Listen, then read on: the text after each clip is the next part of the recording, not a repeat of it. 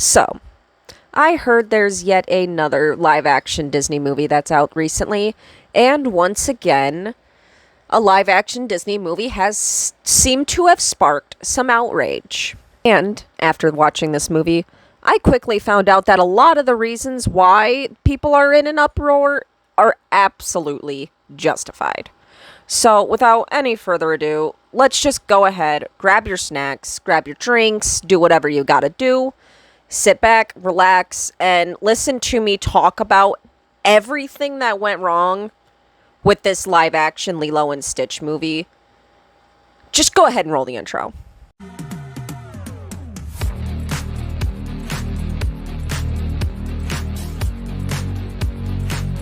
Welcome back. Now, I know really no one's probably going to care about spoilers for this one, because I'm pretty sure everyone by now has seen the original Lilo and Stitch.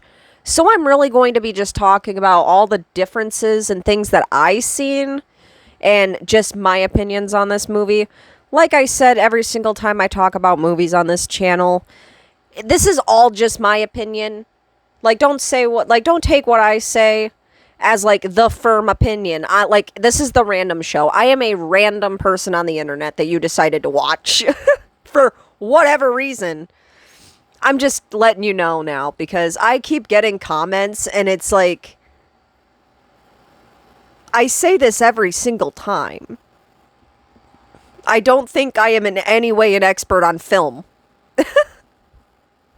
Anyways, let's go ahead and talk about the live action Lilo and Stitch. I have my script over here, so if you see me looking off, that's what's going on. Now, I know nobody really cares about spoilers, so I'm going to start right off the bat in saying that the opening is fine. But as soon as we see that Captain Gantu, who in the original movie was the main villain, he's not in this movie. And that causes so many ripple effects that just destroy this movie. I am not even trying to be mean. It's just, hang on. This made me so mad. Watching this live action Lilo and Stitch made me madder than probably any other live action Disney movie before. I'm going to just let that sink in.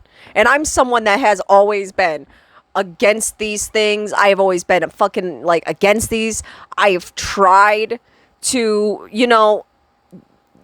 just try my best when one comes out that I'm actually intrigued in. I try to give it the benefit of the doubt.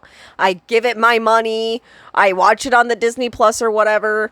And I make my videos. And I have always been one of those people that have always been so against these live action Disney movies. But this one in particular, buddy, we are in for it for this video. I will say that much. And I'm not quite sure how to describe the way that this Lilo and Stitch made me feel. The colors in the original film are very bright and stood out and had a life to them. The whole movie it's just dull. It feels dull and lifeless in a way that I just can't describe. And it's just from how it's shot as well. Just most of the life is just gone from this movie.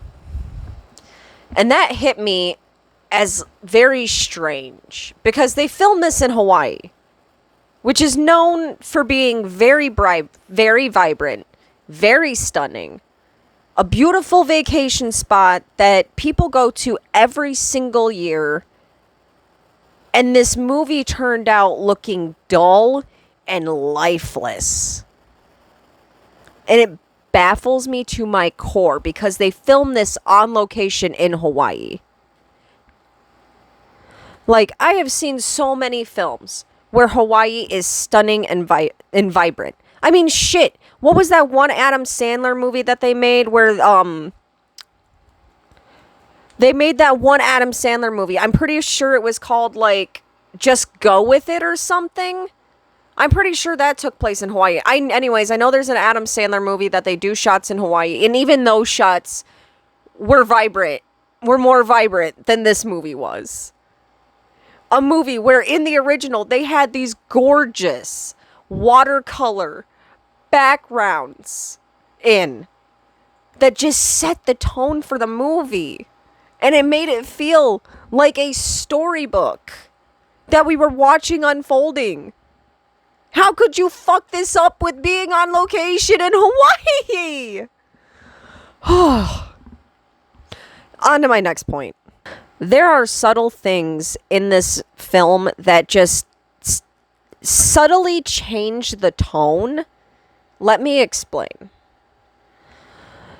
Moments such as when Nani is bringing Lilo to go pick out a dog. You know that moment from the original?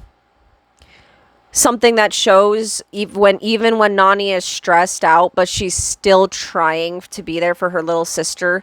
A little moment, that little moment in that scene where the lady running the pound was going to diss on Stitch's name, and Nani waves her hand for the lady to be like, no, don't do that. To show that Nani cares about Lilo's feelings and is actually trying to be there for her sister during this tumultuous time. Yeah, you know that scene? Yeah, it's not Nani who takes Lilo to go pick out a dog. It's some random neighbor lady. Now, no hate to the actress, but this whole decision to even make this a character, and they even diminished David's role, who was Nani's original love interest in the original movie. They diminish him so much to make room for this random ass old lady character that lives next door to Nani and Lilo, that he's just kind of a bumbling idiot and not like the kind-hearted dude from the original movie. So yeah, it's not even Nani. Like that whole scene where Nani, that I argue is really important for not only Lilo and Stitch's development, but that whole scene is important for all three characters as a whole. Nani's just not included. No, it's not even Nani that takes Lilo to go pick out a dog. It's this random ass neighbor lady.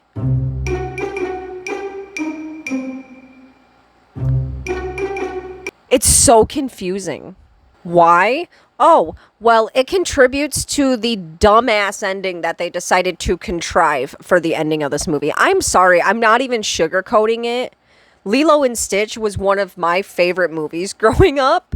And this isn't even just a biased review. I watched this and wanted to, every time I watch a movie, I want to be surprised. I want to like the movie that I'm watching.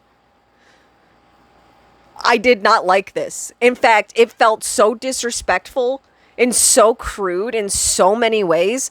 But I will get back to making my points here. Hang on, we will get there to the ending in a minute. I have more to say. Also, the CGI, besides on Stitch, was kind of bad. Why was the guy from the Hangover movies playing Jumba? Why did y'all get Zach Galifianakis to play Jumba? What? Yeah, I feel he didn't do well in this role. And as I mentioned, oh yeah, Jumba becomes the villain instead of Gantu because they were lazy and didn't want to animate Captain Gantu, who was the original villain of the movie. So at the end, when it's time for things to start wrapping up, and Jumba's been kind of chill this entire movie long, he just flips a switch and is suddenly evil again. Which is lazy as hell. And I did not like it. And Zach Galifianakis did not sell this at all. It came out of absolutely nowhere and did not land. Like, making the landing of this movie even rockier for me. So many little things are changed or removed and affect the movie in such subtle ways. It's crazy. Just how getting rid of or tweaking things from the original really made this feel so just not it in like so many ways. On to my next point. And this point, I'm going to be looking more at my screen just to let you know, because I want this to be worded correctly, and if my stutter acts up, you know why. So, here we go for this point. And this one is important for me. The loss of fear from CPS in this movie really affected me. There's this fear of Lilo being taken away from CPS in the original. It's part of the whole pressure of this movie, which I think people forget the main story of the original movie was Nani and Lilo dealing with the aftermath of their parents being gone, Nani having to step up and be that parent, Lilo, being a little more different than anyone. Stitch comes in and wrecks that. Like, he comes in and disturbs that while they're already under pressure from Child Protective Services. And the loss of the fear of Child Protective Services in this movie, if not, the glorification of it, was really off-putting to me. I was a foster kid. Let me explain. Now, I know the native people of Hawaii also deal a lot with the foster system in particular. But seeing as I am not Hawaiian and literally the shade of red, I can't accurately say what they may say or may not feel or about these changes. I can only speak of my own experience being a foster kid in general. I can certainly talk about those experiences and how it made me feel from my point of view. I have made it known in other videos that I was a foster kid. Lilo and Stitch for me was a story that I saw myself in a lot of, because it was an experience at the time of watching for the first time that I was actively living the reality of. I had been separated from my mother and my brother, who I had missed very, very much. Sent from one home to the next, a new family, and just wanting to be given back to my mom. Watching Nani and Lilo fight tooth and nail to stay together, the way that the social worker can just show up without notice, and the whole house being a bit messy and making everyone at home nervous just because, oh, the house is messy. Is this going to affect our case? We didn't clean this morning because you didn't tell us you were going to show up. That's a very real fear that I felt when I was given back to my mom a few times. And that whole thing just kind of being removed really affects the story for me. The way that Nani, as the older sister, was shielding Lilo from their situation when she could reminded me of my own big brother and how he did his own best to protect little me from all the crap that he and my mom had been going through with the state.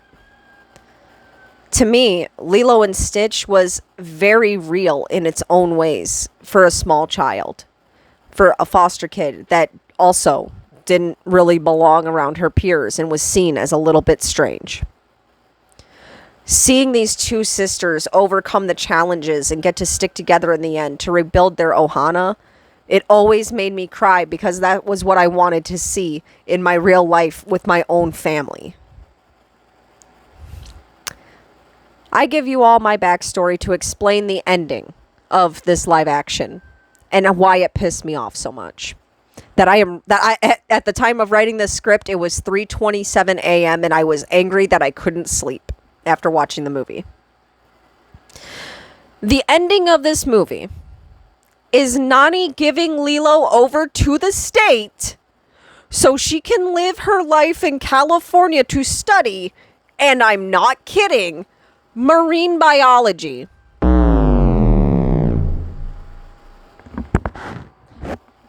Marine biology. When she lived on a freaking island. An island that has some of the best colleges for that.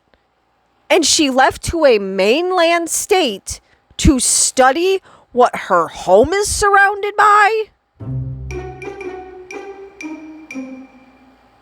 What the hell? Yeah, that's why they included the old-ass neighbor lady. Because she ends up taking Lilo at the end of the movie and giving Nani a portal gun so that she can go and visit Lilo whenever she wants. I shit you not. She gives up her sister. And also, Nani is not Nani in this movie. Nani in the original is a caring but stressed out older sister. In this movie, she's kind of a bitch. Like, Lilo is just getting screamed at half the time by Nani in this movie. It seems like Nani couldn't wait, really, to get rid of Lilo in this new one. What is the message here, Disney? Like, even a gag that we all understood as kids. Hang on. A side tangent. But there is a gag where Lilo takes photos of tourists on the beach in her from in her neighborhood.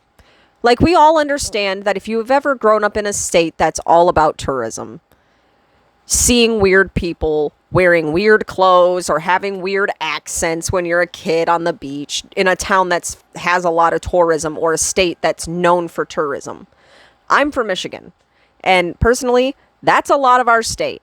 It's people coming from, you know, the southern states to escape the southern heat. Mostly people from Florida. A lot of weird people from Florida come up here. Shout out to my people from Florida.